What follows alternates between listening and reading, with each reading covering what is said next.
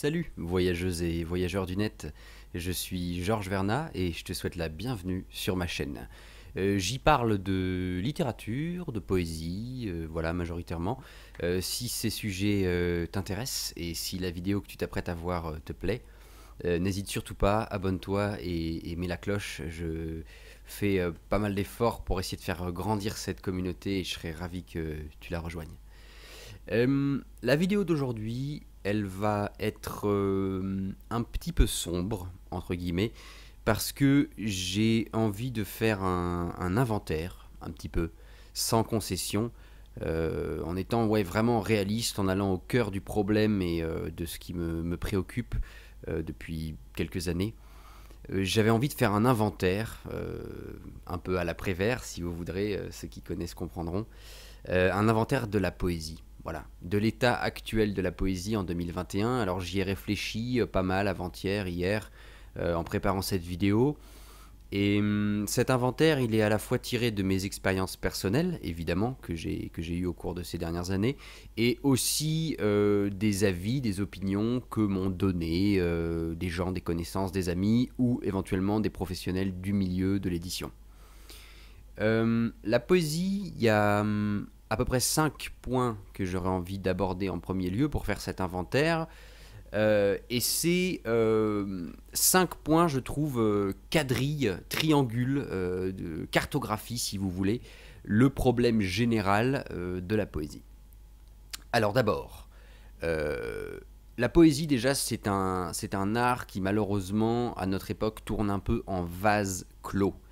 C'est-à-dire que ça stagne, hein, il y a une espèce de... ça végète, ça n'avance pas beaucoup. Pourquoi ? Parce qu'on met toujours un peu les mêmes auteurs en avant, que ce soit à l'école, que ce soit même dans les discussions voilà, mondaines, quotidiennes, les gens qui parfois abordent la poésie. Si vous rencontrez quelqu'un dans une soirée ou je ne sais quoi, dans un bar, et que vous vous mettez à parler poésie, on en revient sans cesse au même cliché, au même nom. Ça bouge très peu. Je le sais parce que j'y participe un petit peu moi aussi. Le fait est que, comme dans toute discipline, dans tout art, il y a des grands noms. Voilà. Donc on cite Baudelaire, on cite Rimbaud, éventuellement on cite Victor Hugo. Bon, après si on connaît un petit peu plus, on va citer peut-être, je sais pas, Apollinaire, Desnos, Éluard. Bon, mais on en revient quand même toujours un peu au même nom. Au bout du compte, quand on a une discussion sur la poésie, c'est toujours un peu la même culture. Quand des professeurs vous apprennent des poèmes, c'est toujours un petit peu des mêmes auteurs. Où est la nouveauté ? Quand est-ce que cet art se réenrichit, se revivifie de nouvelles choses, de nouveaux noms, de nouvelles influences ? Bon, c'est essentiel pour tous les arts. La poésie n'y échappe pas. Ensuite, pour aller, disons, dans la scène plutôt moderne, entre guillemets, c'est-à-dire les poètes comme peut-être vous ou moi, qui écrivons en ce moment, là, au présent, dans notre époque, qu'est-ce qui se passe ? Parce que nous, justement, on est le futur de la poésie, je veux dire, en toute humilité. C'est nous qui écrivons maintenant, qui venons enrichir cet art un peu vieillissant. Bon. Et bien malheureusement, on est confronté au deuxième point, c'est trop dur de se faire éditer. Alors, je ne vais pas m'étendre là-dessus, j'en ai parlé dans la vidéo précédente, n'hésitez pas à aller la voir, ça s'appelle Les affres de l'édition, et je déploie déjà un argumentaire, mais donc se faire éditer, c'est trop difficile, pour les éditeurs, il y a trop de risques, ils vont perdre de l'argent, parce que les gens n'achètent pas, bon voilà, donc... Si vous ne donnez pas leur chance aux nouveaux poètes, et là je m'adresse aux éditeurs directement, les yeux dans les yeux, effectivement ça va être très compliqué. Si on raisonne uniquement en termes de profit, uniquement en termes de on doit en vendre, je sais pas, j'allais dire 50 000, mais non, hein, soyons réalistes, pour la poésie, on doit en vendre 1000, 2000, 3000. S'il n'y a que ça qui entre en ligne de compte, je suis désolé, mais la poésie va mourir, et elle va mourir à cause de vous, parce que vous n'éditez pas les nouveaux auteurs, vous ne leur donnez pas leur chance de nourrir cet art. Bon. Donc, l'art, c'est un art vieillissant, c'est un art où on ne veut pas éditer les nouveaux. C'est aussi trop difficile quand on a fait cet effort de s'éditer soi-même, quand on a fait cette démarche, tout ce travail. Bon, c'est trop difficile d'être pris en librairie. On ne veut pas de la poésie en librairie. Quand on veut poser des stocks, c'est tellement difficile. C'est-à-dire que j'ai rencontré des libraires de très mauvaise volonté qui me disent nous la poésie, nous on prend pas. Bon, d'accord, c'est pas grave, je m'en vais, je vais essayer autre part. Mais même les libraires de bonne volonté, il y a quelques gentils hein, dans toutes les villes de France qui acceptent, ils vont vous en prendre 2, voilà. Peut-être 3, allez, du bout des doigts, mais en général ça va être 2. Ils vont vous mettre votre recueil pas trop en vue, parce que bon, bah, comme vous n'êtes pas bancable, vous n'êtes pas un nom, ils savent pas s'ils vont le vendre. Mais donc c'est très paradoxal, encore une fois. Je veux dire, si vous voulez essayer de le vendre, mettez-le bien en vue. Bon. Et au bout de 2 ou 3 semaines, moi je le sais puisque j'ai régulièrement remis mon recueil en tête de gondole dans plusieurs librairies, le recueil, il est, vous savez où il est? Il est au niveau des pieds des gens.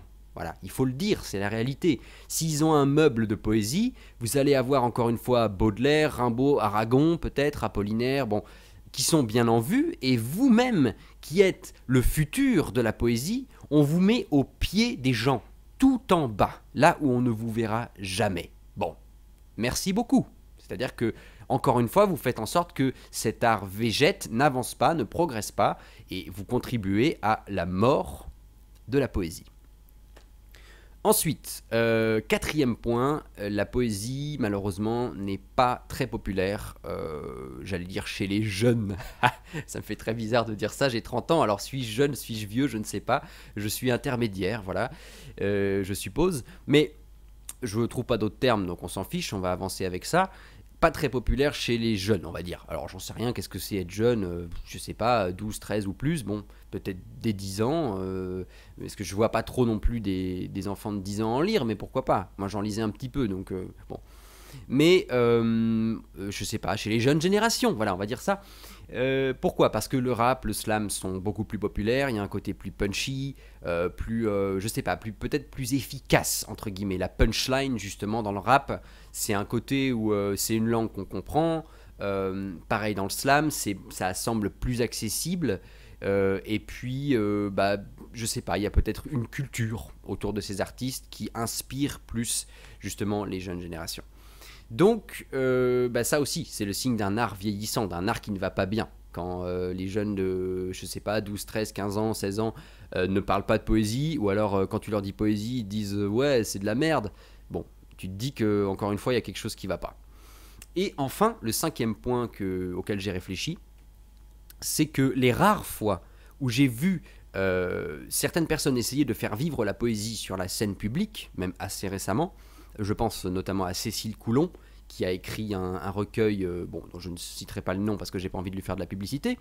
J'avais vu une espèce d'émission un peu ridicule à la télé où c'était une espèce de show un peu débile, un peu à la Starac, ce genre de truc, où une personne toute tremblante arrive sur scène, la foule se retient, se dit « Oh mon Dieu, qui est-il, qui est-elle, ce jeune ou cette jeune poète, tout enfermé dans sa sensibilité, tout palpitant, voilà. » Et ils lisent sur scène un poème, et les jurys, vous savez, un peu à la Mika, à la Florent Pagny, etc., se regardent, débattent, s'interrogent, jettent des œillades à la caméra en disant que dois-je faire, l'assassiner ou l'encenser? C'est un peu le pouce en haut ou le pouce en bas des Romains. Voilà, vas-tu t'élever dans la gloire et vendre 300 recueils, ou vas-tu mourir dans la boue et retourner d'où tu viens, jeune pecno? Bon, c'était très très marrant. Voilà, j'ai regardé ça parce qu'on voyait que la télé essayait d'enfermer, de compresser dans ses codes à la con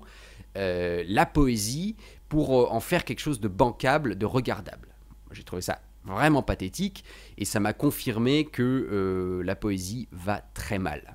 Alors, pour terminer cette vidéo, puisque je ne veux pas vous laisser sur un constat aussi difficile, aussi triste, sans proposer des solutions, déjà, peut-être qu'on pourrait essayer, si vous êtes curieux de poésie, de faire ce que vous faites dans d'autres disciplines, c'est-à-dire sortez des sentiers battus, du mainstream, entre guillemets, du gros canal, voilà, où on veut vous enfermer et vous dire la poésie c'est Baudelaire, c'est Rimbaud, machin, bon. Essayez de fouiller, renseignez-vous peut-être sur la scène actuelle, creusez, je sais que ça demande un effort d'aller chercher, d'aller dénicher des petites pépites, mais par exemple, bon, moi personnellement qui aime beaucoup la musique, à une époque j'aimais beaucoup aller dans les médiathèques, je prenais des CD au hasard, comme ça, pour le nom, pour la couverture, pour je ne sais pas, l'univers que ça avait l'air d'avoir. J'ai essayé d'écouter. Bah oui, je suis d'accord que sur 12 ou 15 chansons, il y en avait peut-être 2, ou même une que je trouvais bonne, mais parfois c'était une merveille. Donc la poésie, c'est pareil, je veux dire, il ne faut pas trop vous effrayer. Vous allez lire plusieurs recueils, peut-être que vous pourriez les prendre d'occasion. Si c'est une histoire de budget, n'hésitez pas. Dans les librairies d'occasion, vous allez trouver des recueils de poésie à 2 ou 3 euros. Prenez-en un au hasard, essayez, promenez-vous dans le livre. Si ça se trouve, vous découvrirez un poème, ce poème va vous marquer pour toute votre vie, et vous ne le regretterez pas, et vous vous direz, mince, je passais peut-être à côté de très belles choses. Bon. Ensuite, j'ai une autre proposition qui cette fois-ci est très personnelle. Quand j'étais chroniqueur radio l'année dernière sur Prune Radio, donc à Nantes, j'ai écrit des chroniques en vers. Voilà, certains d'entre vous le savent peut-être déjà, mais ça fait pas de mal de le rappeler, qui s'appelaient les chronèmes. Les chronèmes, c'était quoi? Le concept, il est tout simple. Une chronique de 3 minutes, 3 minutes 30 en vers, en alexandrin, et ça rime. Là, vous allez me dire, oh là là là, mais des alexandrins, des vers de 12 pieds qui riment, etc., on va rien comprendre, parce qu'on a toujours cette espèce de réflexe-là avec la poésie. Mais si, allez-y, ils sont sur ma chaîne, je vais vous mettre un lien là-haut, ou en fin de vidéo. Ça s'appelle les chronèmes, ça dure 3 minutes, ça va pas vous prendre beaucoup de votre temps, même si vous en regardez 2 ou 3. C'est des alexandrins qui riment, et pourtant vous n'allez peut-être même pas vous en rendre compte. Ça vous parle de sujets actuels, de société que vous connaissez, on est dans notre époque, ça va pas vous dépayser, et vous reviendrez peut-être sur cette idée que la poésie, on n'y comprend rien. Je peux même, je crois, vous le garantir. Voilà. Le problème, ça n'est pas la poésie, ce sont les préjugés qu'on a envers elle. Le problème, ce n'est pas la langue, c'est ce qu'on en fait. Merci d'avoir regardé cette vidéo et je vous dis à très vite. Salut.